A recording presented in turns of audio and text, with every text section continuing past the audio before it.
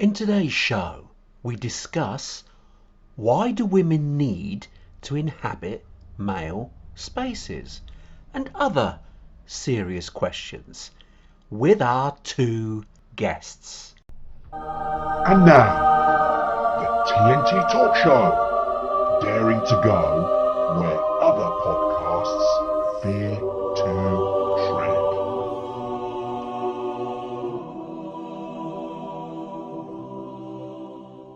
Hello, I'm Tony Fasulo, and I share the stage with my esteemed friend and colleague, Tayo Boya. Tayo, hello, my friend, once again. I hope you're keeping safe and well.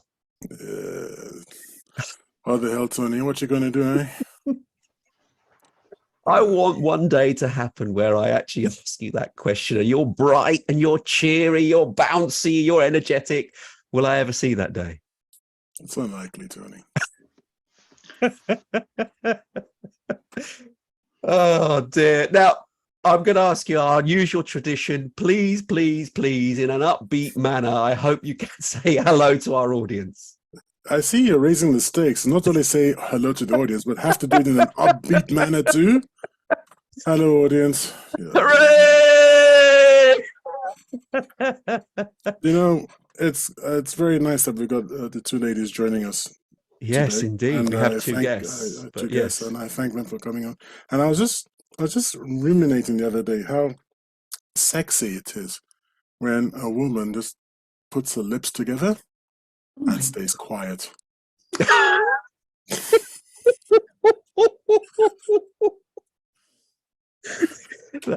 That is bad. Your jokes are so bad. They really are. This is the one part of the week I look forward to, Tony, when you grow. Does your wife actually hear these things? I don't. She doesn't tell me anything. Maybe she doesn't. Anyway, now as Tayo's already alluded to, we've got some guests on our show who will be revealed very shortly. And I'll ask them both to say hi. Actually, let's do that now. Yeah, if Carol and Grace, if you wouldn't mind revealing yourself, because obviously our video listeners and viewers would have seen that, but they've and heard it. Yeah, and heard it as well. Hello, yes. Hi, Carol and Grace. Welcome to our show to discuss this topic. Now, obviously, this is a topic that Tayo come up with, and he's basically asking our female guests, so they're appropriate while we have them on the show. Why do women seem to feel the need to invade and inhabit male spaces? But Tayo, why do you feel the need to ask this question anyway? Well, because I want to start a boys' school, a boys-only school. But the difference being that the teaching staff, will be entirely composed of men. Because as a teacher, I see a huge problem in schools today, where the vast majority of teachers are women, and the way they interact with the male students is simply not good enough. Now, the way that women discipline and the way that men discipline are two entirely different strategies, and it's just innate. It's just the way we rock and roll as human beings. Excuse me. And I was saying to this other teacher, who's a nice lad. I think he'll come on to our show at one point. I was saying to him, this is what I want to do. I want to start a male school for boys. Boys will be taught entirely by men. And straight away it was like, that's not going to work. It's not, because I believe there's discrimination laws. I can't just employ only, based on gender. And then we got into discussion about male-only spaces and how very difficult it is to do that in our modern society, to actually have a male-only space, and how, and this is the thing that got me to the point of proposing this subject, how in London there is, believe it's ongoing. I don't know if it's still in court or where it is in the process, but a woman has taken a club to court because she wants to join the club. And right now it's a male-only club, and the club is saying, no, we only cater to men. And I just asked, this is what just popped into my mind.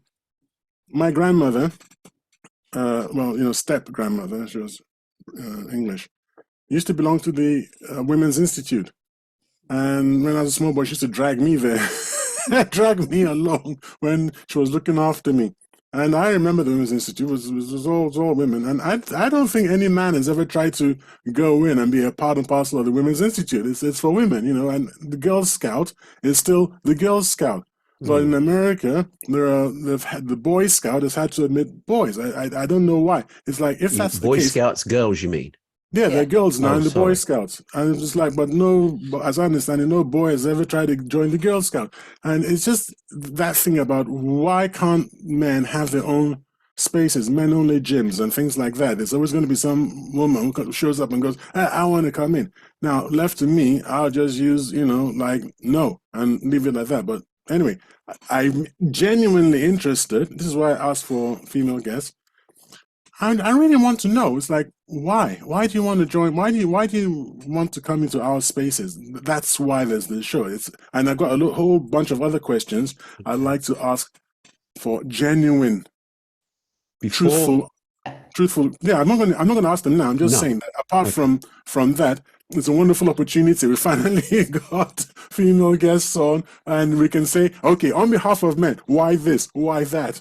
So welcome to the show, and let's have a good one. I do, yes. Before I get them to answer at any of those points, I want them to introduce themselves. We've got Carol Ross and Grace Kendall. Now, Carol describes herself as a non-technological nomad, and Grace is an apprentice retiree from North Yorkshire. So, Carol, why did you first off, just very quickly in a one-line sentence, why did you want to come on the show to sort of discuss this and other topics about this issue, really? I think, well, they're incredibly interesting topics, and I think it's been really helpful with Tyre, because I can't wait to have a word with him about keeping your mouth closed and being more sexy when you do. But yeah, I think there's such a lot of, particularly today, such a lot of issues around gender and women and males, and it's a whole new world, I think, when it comes to sexuality and where you are in the world as a female or a male. So I was very excited by the subject. Okay, brilliant. Thank you for that. And Grace, yourself? Yeah, the same as Carol. I was quite intrigued and quite interested, because it's a debate or a discussion that people tend to shy away from.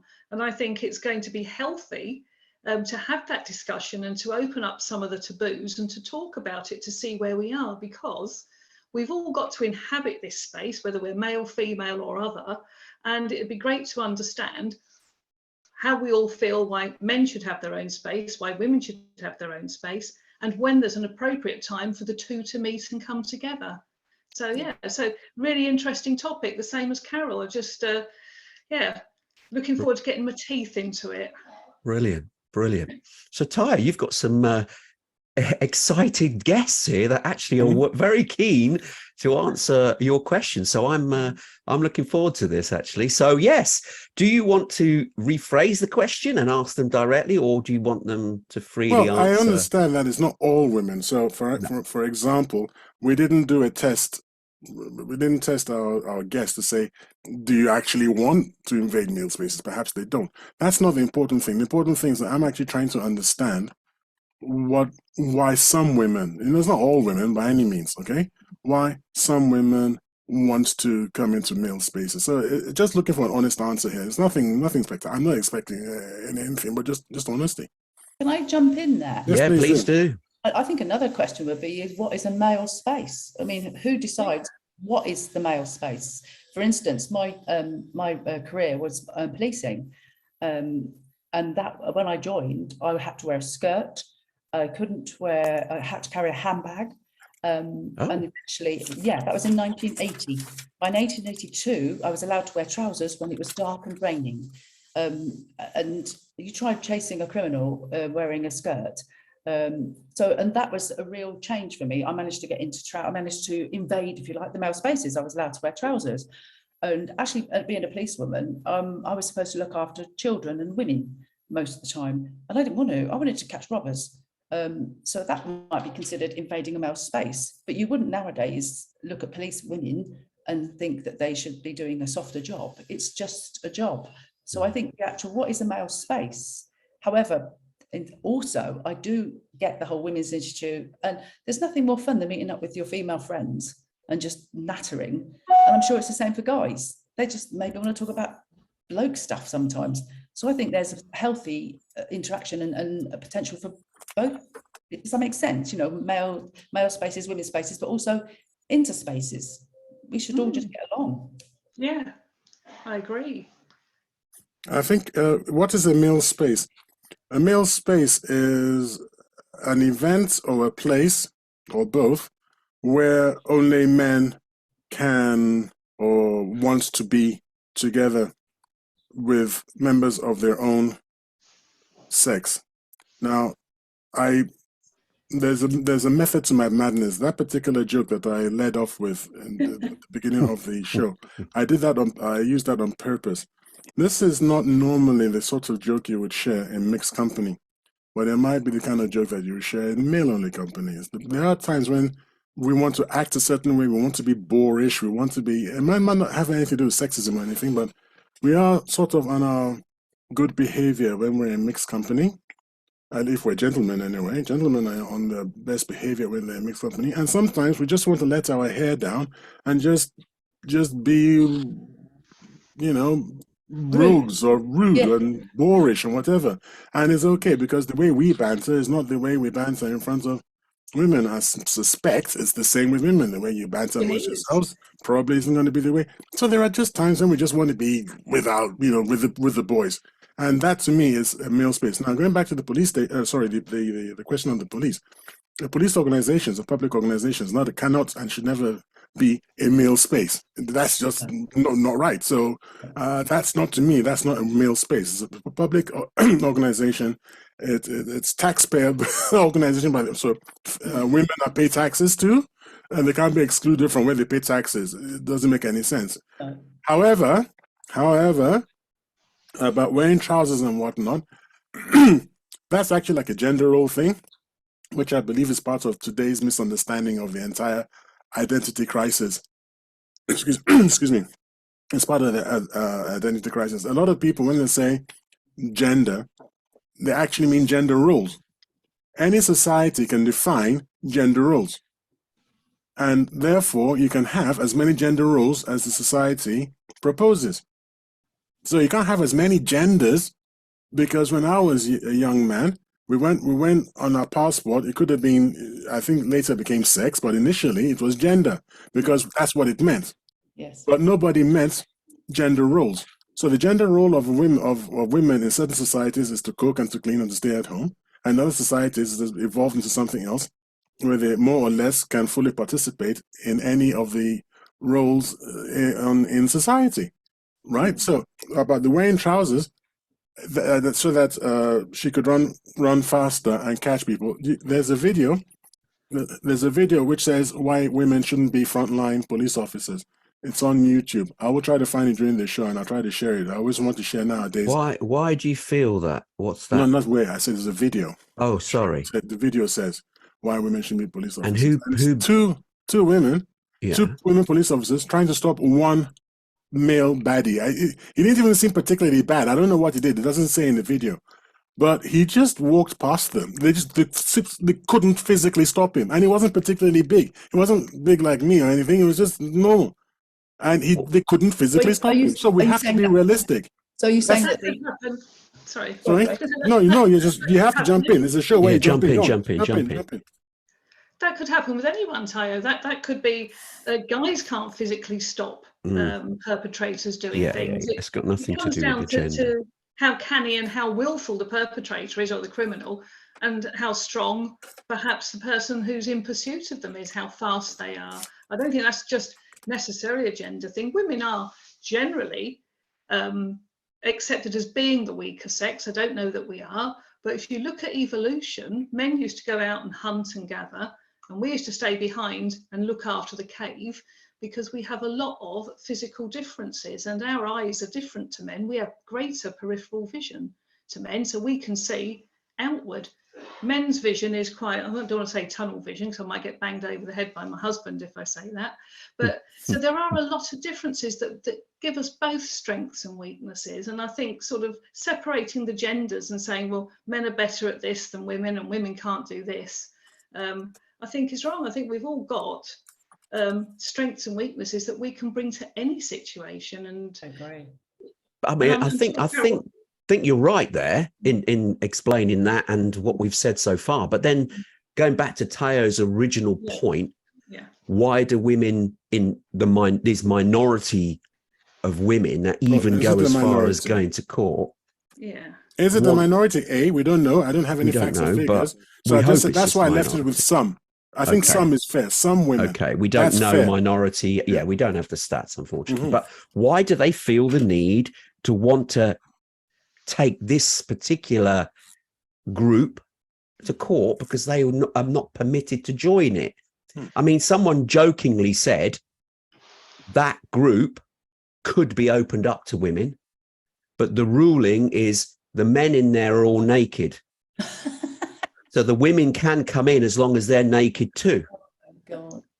Now, jokingly, that's a joke aside, but do you see what I mean? It's like, well, women-only spaces exist that men are not permitted to go into, as Ty has already said, women's institutes, and there's even some clubs that are women-only clubs. Yeah, there are. But men have never desired, I suppose that's the word, to want to go in. So why then is this small, well, I'm saying small again, I don't know, this group of women feel the need to protest to be included in a male-only space? I don't get it. I don't understand it. So I can feel that. I don't think that's because they can protest. Sorry, Carol. No, I don't think that's a predominantly female issue, because I think there are some areas of female life where you find men would very much like to get involved. So what I was interested in with Tayo's idea of like, we can have a bit of a banter. Now, my concern around that is, I don't think when women get together, I might be completely wrong, when I get together with my girlfriends, we aren't talking about what we like about a man's physicality and whether we think a bloke's better with his mouth shut or with his clothes on, with clothes off. We're talking about what we like to cook and which flowers we like and which bands we like, and we do talk about, you know, fancying Jason Momoa, but it's a bit like that sort of side of things. My concern with the banter issue is that it in my opinion, it's mildly unhealthy, because if you've got a guy that likes to talk about women's boobs and how he'd like to see them, for me, it's almost like a tick to say that's okay behaviour, and it's not okay behaviour, particularly as it can transcend from the little closed male group we're having a bit of a banter into walking down the street and being a bit of a pervert and being a predator. Maybe I've taken that too far, but that's what concerns me. Yeah, I'm uncomfortable with that. Yeah, if when I'm you honest. look at the Met Police, it's the Sarah Everard case, and when they uncovered what had happened, there was a WhatsApp group amongst all the, I think, predominantly male police officers, where it was particularly misogynistic and sexual and quite unhealthy banter that set a scene and perhaps a standard for those officers. And that's why I mean, that police officer, he should have been brought to court or taken to task sooner, and he wasn't, because people turned a blind eye, because the culture was there, because it had been allowed to happen. Now, if that WhatsApp group, and I don't know whether it was men and women, I'm assuming it was just men from what I've read in the papers, had that been diluted with women, it may not have been like that. And those behaviours would not have spilled over into the public space. And I think that's the danger. We don't know that, though, do we? We don't know what that WhatsApp group contains. I can almost guarantee, sorry to interrupt, but I can almost guarantee that was a male-only group. Again, not just from a policing perspective, from an office perspective, from most perspectives. Yes. Not many women, some do, some don't, more from fear of it getting involved and thinking, oh, I just need to be one of the boys and let that happen.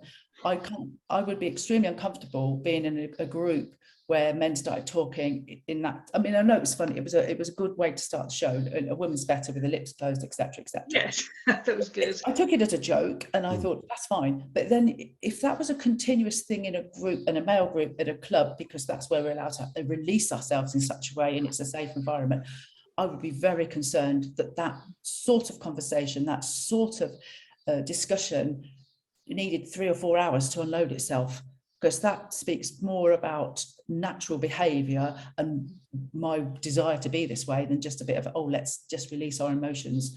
I feel uncomfortable with that. Well, it's very interesting because in essence, what you're saying is that women should be allowed into men-only spaces to police the men. No, I mean, no. There's no other interpretation. It's you're saying that if men get together, they become toxic and they can be toxic, and that the best way to counteract that is not to allow that to happen so that women can impose themselves and police us. And you realize what's going to happen. What's going to happen is that we will create these spaces. You did say we could interrupt, and here I am interrupting. Oh, yeah, but that doesn't mean I'm going to let you interrupt. You've got to fight for your space, you know. I will. This is what it boils down to. The thing is, if your need to be in a closed male environment is just so that you can have banter and offload some fairly horrible misogynistic conversation, no. If you want to get together for a bit of a laugh and talk about the football and what's going on in your life, and sometimes if your wife's a bit of a pain in the backside and oh gosh, she's nagging me again, no problem with that whatsoever. There's a massive difference in my because I like getting together with my girls. I've already said this. Nothing wrong with blokes getting together and talking about male type stuff. Some men would hate it, particularly if they have a more effeminate side and don't want to do it.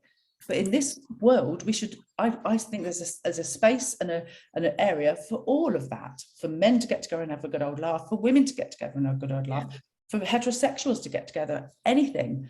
But there's no doubt in my mind that we should have an oversight either ourselves or somehow of making sure that these particular environments are not breeding grounds for fairly unpleasant behaviour. You're not going to know what they are. Yeah. You're not going to know without policing it, though. I was going to say on both sides as well, because there are women's clubs as well, and it's not just men who can go over the top with banter. I used to work in human resources, and I was involved in many cases where there had been inappropriate WhatsApp groups, WhatsApp conversations from women as well. So it's not just restricted to men, it's women too.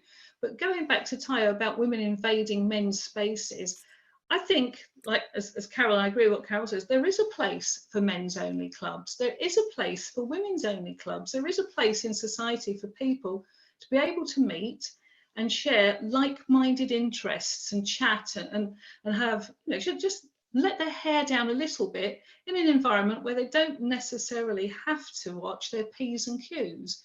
Because as Tayo said, in female company, you're a little bit more respectful. You sort of watch what you say. And I think when women get together, perhaps we're a little bit, let our hair down a little bit and have a little chat about, things that we like, things that we don't like. So I think those are healthy things. And I think men's only clubs have been going since the late 17th century. So there's been a need there for many years.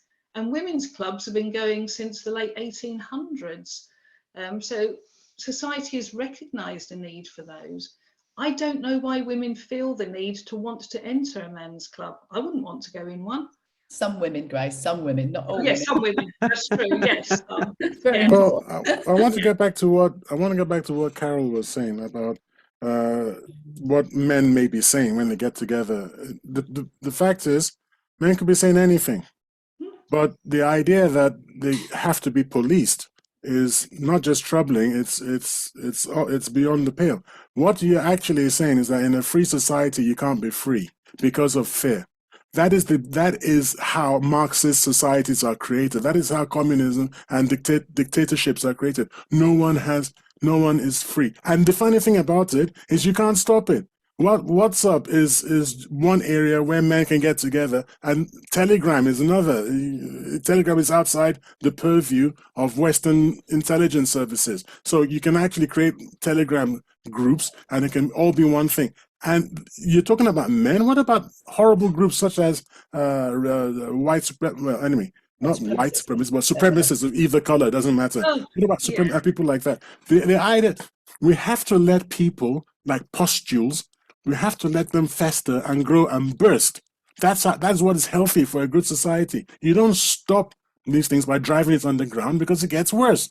So what you do is you let these people have their clubs, you let them have their spaces, then you know that they exist, then you can actually see them from the outside if you have to, but you can't stop them and try to drive them underground. If I want a male-only space and I can't get one, outside, I will have to create one, and I am creating one, and I'm joining. I mean, we're already joining such spaces. But the thing is, we're not open. It's not visible.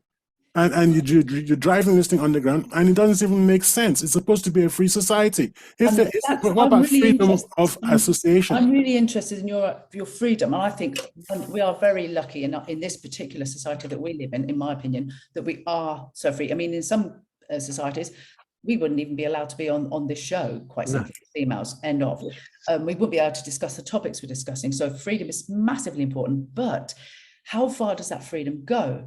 I mean, I consider myself a fairly healthy female with no unhealthy desires to do anything, but there are some very unhealthy females and males out there. And one of my biggest horrific past thoughts are around Myra Hindley and Invade. Now, there was a woman who was a horrific predator, not the man, the woman. Now, freedom's marvelous. But freedom, how far does freedom go? How far do we let society do their own thing until we say, you can't do that? And again, the idea, I think about things that need protecting, like children, like some of the behaviors that some people exhibit. There has to be a point where you say, that freedom end. So I think we do need, not policing, I think policing is quite a strong term, but I think sometimes the ability to drop in and see what's occurring is extremely healthy, to make sure that some unhealthy things aren't festering. Indeed. That's fantastic. That is wonderful. That is the actual mentality of the people who want to be able to go into a male spaces.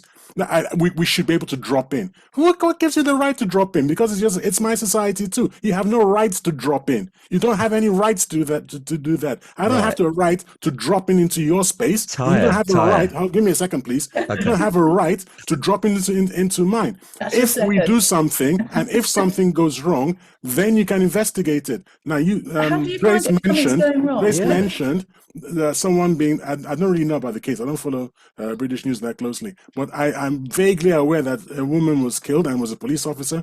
That's about all I know about it. And no, that wasn't it. That wasn't it. Is that not what Grace was mentioning? No. Carol, the Myra Hindley one. Mine was about the Myra Hindley issue. Yeah, Myra Hindley, yeah. Who mentioned the police officer? That was Grace. That was me. That was a lady called Sarah Everard. Everard, but she was a male guy that attacked her, who was a police officer. It was a what? Serving Met officer. Serving Met officer that attacked her. He Metropolitan Police. Police officer. Yes, it was during lockdown. She'd been out to a friend's house, and so technically had broken lockdown. And he saw her walking, and under the guise of lockdown laws, got her into his car and subsequently killed her. Right, and you're saying that he was part of a group. Isn't that? Am I misunderstanding this? He was part of a WhatsApp group where there have been this kind of misogynistic banter. Right? Yes. All right, fine. So I'm saying that is the point at which there's a legitimate public interest in that group, not before. Yes. You can't not prescriptively, preventive. Okay, what's the blooming adjective? You can't, for the sake of prevention, almost like the Minority Report. If you remember that film with brilliant film. Tom Cruise, you can't presume to start policing people because they might do something. So again, the mere thoughts that you want to, that is the answer to my question. That is why women want to invade male spaces, because they want to inspect the men and make sure that the men aren't doing anything. Can I just jump in there very quickly? We discussed this. It's been answered. We've got the answer. But do you remember we spoke about this in one of the previous shows, and Carol's actually touched on it about the freedom element. Where there's a bar. We're always arguing. Yeah, I do. But there's a bar, isn't there, of where freedom is. If the bar is too low, then you're going to get the unpleasant trees of society popping above the bar, raising their head and saying what they want, because you're an advocate of free speech and you say everyone should be able to say what they want. So if that bar is too low, you're going to get paedophiles say, well, I've got free speech. I can say what I want to a public that I want to do. But we as a society want free speech, but up to a level, we say, yeah, well, you know, you can have free speech, but you don't want paedophiles openly speaking out, do you? That's something that 99.9% of the population low. Actually, look, you and I have always had this argument. This Yes. is an ongoing argument between the two of us. Yeah. And you just don't seem to get my position. My position is a principle is a principle. Okay? A principle is immutable. You can't break the principle for expediency. Okay? Free speech is absolute. It's a right. Everyone has a right to free speech. They can't act on it. So pedophiles can say, yes, we want to diddle little children, which of course everybody will go, no, you can't. But what's the argument for it? I believe that stupidity is something that we can always argue against and logically display that this doesn't make any sense, that this is bad, this is wrong. So we have nothing to fear from So free what's the speech. point of laws? No, we make a law that you can't do anything about. So a pedophile might want to interact, I'm using polite language, might want to interact with small children, but we make a law that you can't. Now, it's up to the pedophile in a democratic and free society. He can say, I would like the law changed, and he can campaign for that. Then it is up to us to counter campaign and to stop it and say, no, sorry, we're not going to let that happen. Then everything is above board. There's no problem. We're not pushing anything on the ground. The same with racists. Look, I'm a lot on, as I mentioned earlier, I'm a lot on Telegram, I'm on Odyssey, and these two areas, a lot of the groups, this complete and total free speech, and there are people calling me, the N word, and they've been very racist, and it's always, you just got to, that is the price you pay for free speech. So I've got my free speech, and I can be very touchy about certain subjects too. But that's the price you have to pay. And if you don't like it, guess what? Don't go on. That's what we do. I'd be interested to know if you're in one of your men's groups and you're enjoying yourself with your pals, is there ever a point when one of your friends might be talking about a particular they would like to treat a female or what they'd like to do? Have you ever felt uncomfortable and thought you needed to challenge it? From time to time, but not for the reasons that I think you might expect. From time to time, I come from the point of view of that's not going to work. What you're trying to do isn't going to work. It's not useful. It's not helpful to you. Especially some men who come along, they've had an experience of the other, and they're falling towards hatred. And then I try to say, look, hatred is actually a burning ember that you hold. It's in your possession, and it's hurting you. The vast majority of women on the planet have no idea that you actually exist. You're not hurting them at all. You're hurting yourself. So I say that's not working. It's not useful. It's not a strategy. The best strategy is to figure out how you're going to be happy and avoid whatever it is that upset you like this in future. And that way, go your own way. It's actually a MGTOW, men going their own way. Go your own way and leave all this other stuff alone, and don't let it hurt you. That's so. But you're probably thinking about someone saying, "I would like to walk up behind a woman in an alley at night and with a kosh." Nobody talks. Nobody talks about stuff like that. I think from a more sexual content. I mean, sexually. Sexually, what a man might like to do to a woman. No, sorry, no, right, no, we don't, no. First of all, MGTOW don't even do that, so no. What I'm saying is, have you ever been confronted with that sort of behaviour and felt uncomfortable with it when you've been in your chatting to some guys? No, because actually MGTOW don't. My guys are all MGTOW, MGTOW, men going their own way. See, that's the difference. You see, that's I think. But when we're having this conversation, I'm thinking more about, like you said, men like you did at the beginning. Men like to offload and have banter. Mm-hmm. And my concern is when that banter is of a sexual nature and is that banter or just some kind of depraved fantasizing? I won't even call that banter. If you start talking what you want to do. I'm really glad you've said that, because I think Grace has brought this in earlier when she said that the banter that was going on, and I don't like to keep it saying from the Met perspective, but from a lot of male perspectives, a lot of times or sometimes those banters are generally about women and unpleasant and unhelpful and potentially harmful to women. And that is where I have a concern, that is it appropriate and allowable that men are allowed to get together, and I pick on men, women do it too, that men are allowed to get together and offload some of their desires and thoughts and, in my opinion, slightly depraved view of women. Do you consider that within your free speech? Well, if they're just talking, yes. I mean, free speech is absolute. Free speech is free speech. If they're just talking about it, yes. When Free they start speech is free planning, when they speech, but start planning, when they start saying let's do this and let's do that, that goes from free speech into towards conspiracy, and that's clearly against the law. So yeah, we've got the laws in place already. you And have. I Go on, just want Grace, jump in. You've got to have people calling it out, Tayo. You've got to have people with free speech comes the obligation of the right to reply, or Yes. you know, people have the right to call it out, Mhm. and they've got to be able to do that. But it's not just about men speaking badly about women. There's a member of my family who, during university days, got a job with a catering company where they went all around to do events, and they did Doncaster races. And this particular individual's a male, and he did Doncaster races on Ladies' Day, and he was 18 at the time, and he was serving, and there was a group of women there, and they were predatory towards him, and they were pinching his bum and making all sorts of comments and shoving £10 and £5 and £20 notes in the pocket of his shirt. Now, nothing happened about it. He was petrified. He didn't want to go and keep serving them their drinks, but he had to. That was his job. And they were tipping him quite largely, and they were very drunk. But the language they were using and their behaviour towards him was awful. Now, had that been a male... Sorry, did you say Doncaster Racing? Where at £20? How much are they stuffing in his? How much are they stuffing in his pocket again? Can I get an address on the timetable, please? Well, he did quite well on tips. Yeah.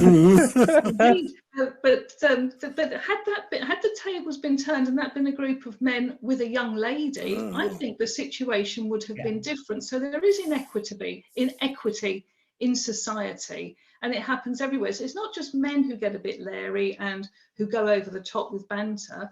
Women sometimes in a situation like that. I have to say I've experienced that firsthand. Have you? I'm not sounding surprised. Have you? Yes. All right. Thank you, Grace. That was in my younger days when I had hair, so it was a while ago. At two, Grace, at two. I didn't mean it like that, Tony. I do beg your pardon. Hilarious. Indeed. But look, come on. I'm mindful of the timing. We're already moving on, and we focused a lot on this original. Okay, we've sidetracked ever so slightly from the original question, which I think most of us are actually in agreement in so much that why do women need to feel the need to invade male spaces? We seem to have sort of come to a conclusion where that is not necessary, and women and men both need their own individual space. But we have morphed off to a different topic, slightly off-piste, but it's still relevant nonetheless. But I want to move it on to some of the other questions, because Tayo had a number of questions that he wanted direct answers from the guests. In particular, I don't know why these questions rile you, because they seem quite light on the surface, but seeing as you come up with those questions, Tayo, do you want to ask a couple? I mean, the traffic one, that's an interesting one. Traffic? What traffic one? You said, when we're driving, yes. And I've noticed that, when I say I've noticed, I've really noticed, okay, that when I let women into traffic, when I'm driving along and I let a woman in, more often than not, again, it's not every woman, more often than not, they don't say thank you. As if they sort of feel entitled to it. So now, basically, I don't. I'm sorry, but I don't. But my eyesight isn't what it used to be. I generally let the car and then go, oh no, it's a woman, and it's too late. She's already in. But if I can tell up front, I absolutely do not, just because they don't say thank you. I think, what the heck, man? And why don't you just say thank you? So I personally always do say thank you. I personally always do say thank you, and quite often I'll let a guy out in front of me, or a woman. I really don't care whether it's a man or a woman driving, or sometimes I don't even know what sex they are, but I'll quite often let people out in front of me in traffic. But I try to say thank you when it happens to me. May I ask you, if you let a woman in, does she thank you? Sometimes, invariably. I really couldn't say whether it's all the time, but sometimes they do and sometimes they don't. And if you let a man in, do they invariably say thank you? I'll be honest. they actually look more surprised quite often when I let a man out. They're quite surprised. Yeah, that's probably part of what you're saying. But did they say thank you? That's what I want to know. They say thank you. Yeah, I think so. Yeah, exactly. So, Invariably, a man will say Yeah. thank you. Don't Exactly push the point up. I'm I making. didn't say invariably. I said I think so. You think so? Okay. And Grace, Women how about do you, too. please? Your Well, experience? I don't drive anymore. I Oh. sadly had to surrender my driving license because I had a medical condition that meant that, but that's not a bad thing because I was a dreadful driver. He was the one that didn't say thank you all the time. It was Grace. We found you. It was Grace. I've driven down a flight of stairs before now and reversed into people's front gardens. So Oh no, you are bad. When the consultant said, "Has anyone told you you can't drive?" I said, "Yeah, all my passengers and family." I haven't driven now since 2016, 2017, that long. But when I did drive, I'm pretty sure I thanked people. And I'm pretty sure I met men out and stuff like that. But living that was after she'd reversed into them. Should let them out.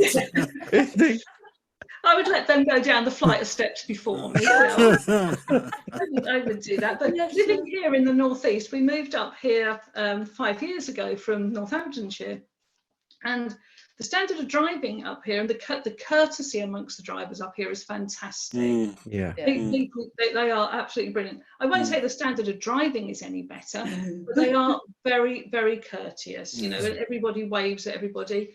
And because I walk a lot, and I thought everybody was waving at me along the road, so I'm waving back. They were putting their sun visors down. So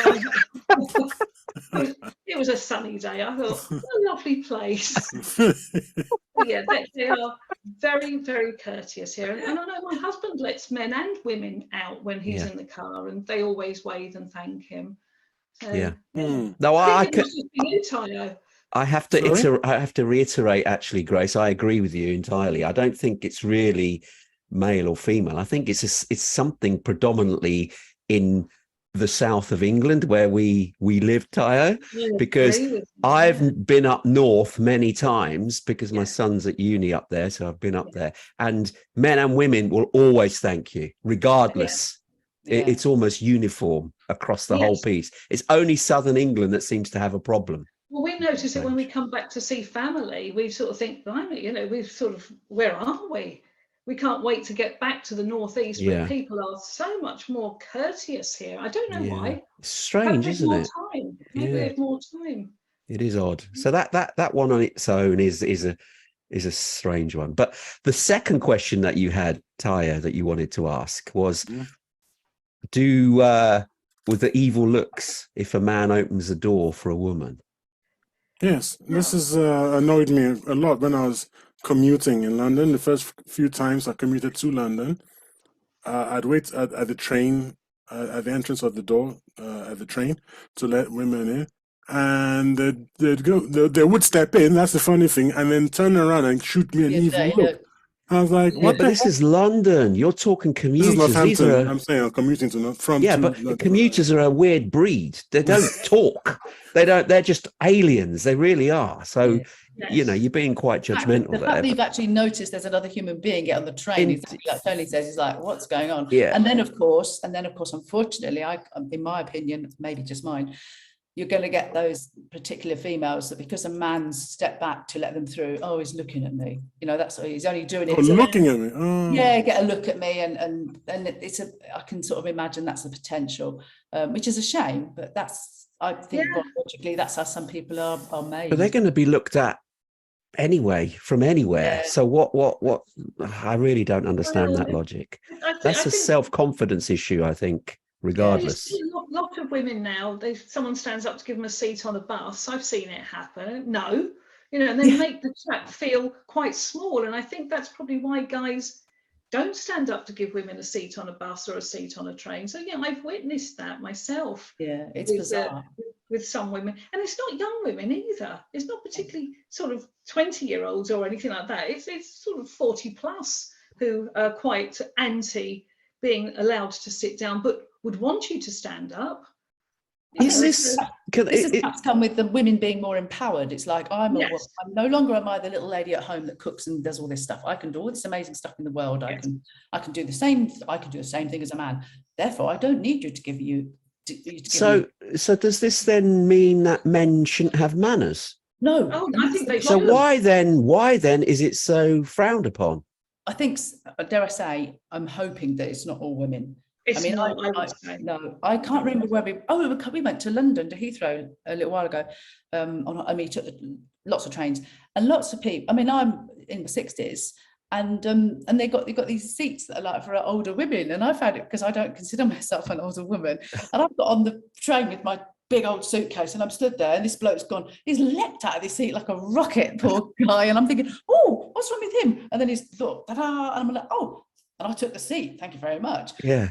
But it was lovely. It was really nice, and I thanked him very much. But it was unusual for me because I don't travel on the train very often, and now being with my hair and that being fairly obviously in my 60s, whatever, it was quite nice. And I thought, this is lovely. But I think he enjoyed the experience too, because we were polite to each other. Yes. That's exactly where you're coming from, Tony. It's about being polite. It's manners, isn't it? It is. I hold the door open for males and females. I give up my seat to people who may need it more than I do, male or female. But I have witnessed men being getting a mouthful for being courteous to women. Yeah. I have witnessed Which discourages us from doing it again, of course. Yes, Once it has happened to you, you go, well, all right, fair enough. I'll take the message. Yeah, and I agree with that, Tara, but I also think in this life, you're going to come up against problems. It's a bit like your free speech thing. Now and again, you're going to come up against something you think, oh, but you just have to take a breath and just think, well, you are either ignorant, stupid, or whatever, but I'm not going to let you impact on how continue to hold the door open, because it's the right thing to do. Yeah, don't be impacted. Agreed. If you get the wrong reaction, that's their bad. Excuse me. Not you. You've done the right thing. You've kept your agreed. I'd say that a lot. So just because some people are bad, you keep your standards high. Don't lower them because of an effect from some other person. Yes. Always use integrity and keep doing what's right, and you know what's right, and that's the better way. Otherwise, we'll never change the world. We're going to follow a few bad eggs and then stop being the best version of ourselves. Anyway, I threw that in there. Right. Okay. Let's move on with the next one, I think, because I'm mindful of the timing. We're rapidly going through the time. So you had another one about feminism. Has it gone far enough? Yes, or not far enough. Can we come back to this, because I prefer the next one after that. The trans. Oh, the trans, and especially the non-binary Joan of Arc. That's very interesting. Yeah, I had to look that up. Yeah. What did you think? Sorry. Can we? Sorry. Explain what the question is first, because obviously our listeners and maybe audience Tony, haven't you're the heard explainer. this. You're the best explainer. There's a question we want to ask our female audience, our female guests here, is that we've already touched on this. The Globe Theatre in London has staged the Joan of Arc story, who is a famous female character in history, who was a hero, really, but they've now cast her as a non-binary character. Did you know about this, Grace? No, I didn't. I had to look it up. So what's your view to this? Because she is one of we touched on this on a previous show, Tayo and I. Should be lauded, held up high as an example of a powerful female in a male-dominated society at the time, but she rose above all of that to lead the French army to a victory in battle. I mean, that is just unheard of. So she should be lauded and, shown from the rooftops how powerful she was. She has been for years. I know, but why should the Globe Theatre take it on themselves to recast her as a non-binary character? Grace has done her research. You'll know exactly the same as I did. It was a very short little couple of sentences about a person that done a lot of work on this, and they found out that she refused, even while she's being persecuted, to not wear male clothing. And she was in my opinion, quite possibly she was trans, or what's the right word? She felt herself to be a man So almost. yeah. Yes. And So she wasn't non-binary. Thank you. That's the proper word, non-binary. And I find that more exciting than the fact that she was a powerful woman, because I think that's we know much more in society. I'm more open to non-binary and all this stuff that 20, 30 What is non-binary? Well, isn't it somebody that doesn't define themselves as a man or a woman? They're just happy in their body. Exactly. It's the ethos that there aren't just two genders. There isn't male and there isn't just female. You can identify, you can say that I am non-binary. You would call yourself not he or she. Your pronoun would be they. Yeah, and this is, I say, same as Grace. I looked it up, and I think it's very exciting that and the picture, the person who's portraying her, looks lovely looking person. I wouldn't be able to say whether it was a man or a woman. It's just a really rather strong looking human being. Exactly, and I think that's the right word, human being. And I think we've got to get away from putting people in boxes as I'm proud to be female. That's my gender. That's the gender I was assigned at birth, and that's what I am. I don't always present as female according to members of my family, because apparently I have some male traits, right? I butt in and do things like that you shouldn't really do as a lady. But I am me. And I'm looking forward to when we don't call them male traits and female traits. Yes, just traits. just life traits. Yeah, I'm a bit like you. My mum, God love her, she was my birth father left her with 4 children when I was only about 18 months old, and everyone thought she got twin boys because it was much cheaper to just cut my hair. And to me and my brother used to wander down the road and I'd be wearing shorts, and I was a proper tomboy. I climbed trees. I'm massively a tomboy, but I'm a woman. And I've got tons of male traits, a bit like you, Grace. But I'm looking forward to when they're called traits, whether they're male, female. It's society that puts us in a box, and society tells us to be a female, you have to be this, to be a male, you have to be that. Joan of Arc was a warrior. Pink. Yeah, wear pink, wear blue, wear this.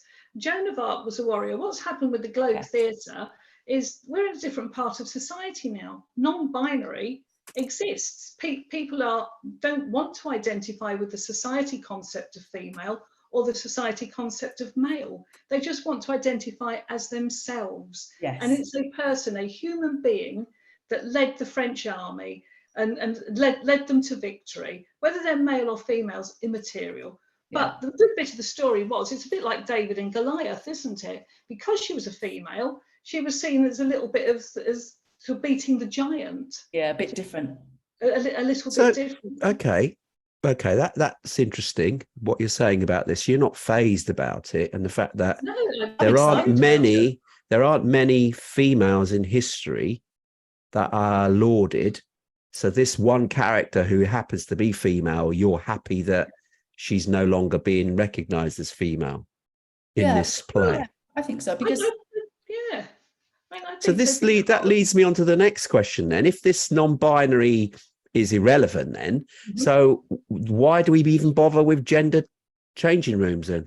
Why don't we just mix everyone together? Society. No. Why don't we? Oh, why Let's do it. Yeah, why don't we do it? Let's forget male or female orientated changing spaces. Mix them all together. Or let's just have one big changing space. And if you feel like you need a bit of privacy, there's somewhere with a curtain if you want it. Yeah. And most of the time, I think most men wouldn't care about that. I think you'd have the problem that most women would. I wouldn't want to traumatize anybody. I think if I went into a mixed changing room, I think there'd be a lot of men heading off towards the mental hospitals with severe trauma. And for me, the exact same. Once my moobs flop loose, I have a feeling that all the women are going screaming. What's one of those? It's like men. In fact, a lot of the men as well would run screaming. I mean, we've got toilets in our house, but I don't say one's for the guys and one's for the girls. It's a toilet. Go to the toilet. Who cares? Or about for children? But again, there was a big case recently, wasn't there, where a dad took his daughter into the ladies' loo because she didn't want his daughter having to look at a load of men with their penises out going to the lavatory. And a woman in the loo got very excited about it, and quite unnecessarily, I think. I don't.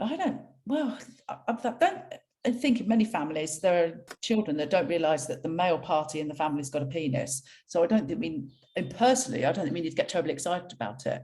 So should we have gendered facilities in places like pubs or bars or nightclubs? No, I don't think there's a need. So France, women would feel comfortable going into the toilet with drunk men or drunk other people in there. drunkenness isn't an excuse for bad behaviour. No, So agreed. But I'm asking, we're comfortable. Well, I have to say, I think I'd be less comfortable going into somewhere where there's urinals, but I haven't got any problem with going into a bank of loos where a man's coming in and out of the toilet. But I think there's a slight difference with standing in front of a urinal. Perhaps that's just me. Okay. But I mean, a lot of toilets now in this example, in modern places now, you don't have the urinals, you just got loads of cubicles. But that causes a problem for men because normally men have urinals and they're in and out quite quickly. But when you've got toilets, they get locked. Women occupy them, and then you have big queues for men and women. Women occupy them. Yeah. So, and also women, don't they need a bit more space in terms of? Not, let me come in here with my usual frankness. Okay. Here we go. Women are meant to be made of sugar and spice and all things. Oh no, that's a saying. But if you've ever been anywhere near a lady's toilet where somebody is cutting loose, you know it's not true. And I think that women would like to keep up that facade rather than sort of swanning with their, all fancy or made up, and then just drop one next door, boom, boom, and people are like, "What the hell is one of those?" They're going to. Women don't do that sort of thing, do they? They're going to cramp up. They're going to spend the night cramping because they can't just let it all hang out. So I'm pretty sure that wouldn't fly. That's my take on it. To be honest. I don't remember a question about women's and men's toilets, but anyways. Okay, yeah. Well, there was one about trans because the trans ones. I feel. See, I've said to Tony before. I was smiling all through that because I had been telling Tony this. He didn't believe me that men do reasoning, women do feeling. Women feel that Joan of Arc, because of her feelings, didn't feel like a complete. She felt non-binary. And they can instantly identify with that feeling. You and I, we're going to be like, what feeling? She was female. What the heck, man? She should be celebrated as a female. And actually, we're not even trying to be honoring. We're not trying to be difficult here. It's our instinct to say the woman should be put up on a pedestal because she was a woman and she did this and she did that, and we're given reasons. Blah blah blah blah blah. But you missed the essential thing, Tony. It's about feelings. She felt this way, and women will identify with those feelings. And that is why it's very interesting to ask now about trans in sports, because I'm dying to hear the answer to this. No, generally, what's the answer? What do you feel about trans people, trans men? I can never remember. Trans men in women's sports. That's more the problem. That's is it not trans women? What's a trans woman? Someone transiting into a woman, right? If you're a trans woman, my understanding is that you were a man who is now a woman. Exactly. So it's trans women in sports, Tony, not trans men. So it's trans women. Well, I sort of Tony's confused. I'm totally confused now. Oh, look, Tony, it's a trans woman, used to be a man, and is now a woman. It's transitioning to a woman, transing to a woman, right? Okay. And then that trans woman is going to participate. It's around the impact of men, people that were men once and now are now women. Yeah. How do we feel about those people in women's sports? Correct. Yes. Of the issue, which I think is a very well-grounded issue, but I have different thoughts around it, of the strength and the ability. If a man is generally physically stronger than a woman, muscle groups, all of those things, a man is stronger than a woman. So you've got a man who's potentially strong in the first place, becomes a woman, who then becomes a rather super strong woman. Should we allow them to play sport? Am I right? Yes. In the same category. In a female category. Yes and no, which isn't what you're looking for. No. Because I think if you ask for a straight answer, I say no. No doubt, testosterone comes into it. When you're born as a man, as I understand it, when you're born as a man, you've got more testosterone. And unless you're going through some huge medical thing that takes all your testosterone away, you're always going to be stronger than a woman in the first place. So my first answer would be no. But then equally, I've worked and know some women who are so blinking strong and well built, they'd flatten my husband if they flicked him with a finger. So it's a hugely difficult arena. But I think if you look at it from quite simply medically and your physical makeup, I think it's an area where I would say no, that they shouldn't automatically be allowed to play sports as a woman. Yeah, it is a very controversial subject actually at the moment, I believe. But I think some of the sports bodies, particularly athletics, have come out and said, no, there is going to be no trans women or no transgender people in male or female sport. So they've got men, women, and I think they're looking at having a transgender group. So men, women and trans will compete together. I think it's going to be an open category. So literally men and women and trans can compete in it. Right, so that's that. And that's better because that then gets away from, well, is it a trans man or a trans woman in the trans thing? But I think we mustn't lose sight that we are all human beings and sport is good for people. It's good entertainment. It's pitting your wits against somebody else's. Some sports, you need to segregate. You need to have women versus women because, as Carol said, the strength is different. The ability is different. So you're not on a level playing field. And I know sport isn't all about being a level playing field. It's about being the best that you can within your discipline. But it is a very difficult one as the transgender topic becomes more in the news and more in our psyche. I mean, 20 years ago, I'd never heard of it. And also, and within, because me and my husband, actually, when I looked at your program, I found the content really interesting. And Ian and I have had a long conversation about several of these questions. And what we mustn't lose sight of is if you're a sports person, generally speaking, particularly if you're good at your sport, you're hugely in love with it. Just to go through the process of changing, I can only imagine it's a big thing to do. I haven't got to do it. I'm a woman. But if you really feel that you're in the wrong, and you want to be you're a man, you want to be a woman, that's a huge thing to take on to start with. yes. To add on to that, the fact that the thing that's perhaps kept you sane through all of this time in your life, your sport, to be then told, well, you can't compete anymore because you're now a woman. Wow, that's an awful lot to carry. So I'm really stuck with that. Well, the changing of the person is almost secondary here, because if they want to change from one gender to another, then that's up to them. Though? No, Tony, that's not secondary. Is because their sport, if they were competing in a man's sport against men, and then they transition, yes, and then they now compete in a women's sport, they will dominate that sport. Yes, whereas in the man's section, they may have been average. You never know.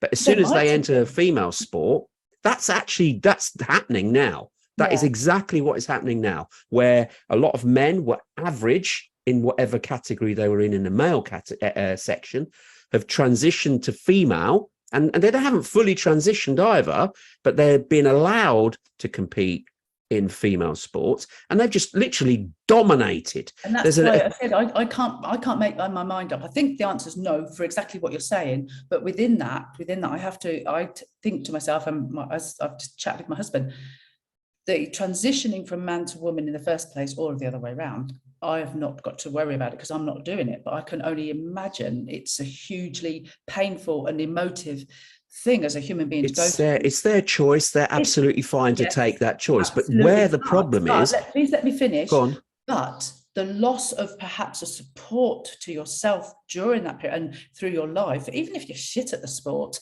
if you're a sports person and that is keeping you sane on a day-to-day basis, because you can go and kick a ball or play tennis, even if you're shit at it, the very fact, excuse my French, the very fact that you have to let go of that because you want to be a woman, I think it's a bit harsh. So I like what Grace is talking about, being able to do it in a trans group or an open yes, group. That's absolutely fine. If there's a trans group, absolutely fine. They should not, personally speaking, go into a female-only category, because that makes it unfair for the females in the category who've been maybe training all their lives, have been competing all their lives, sacrificed. What about them?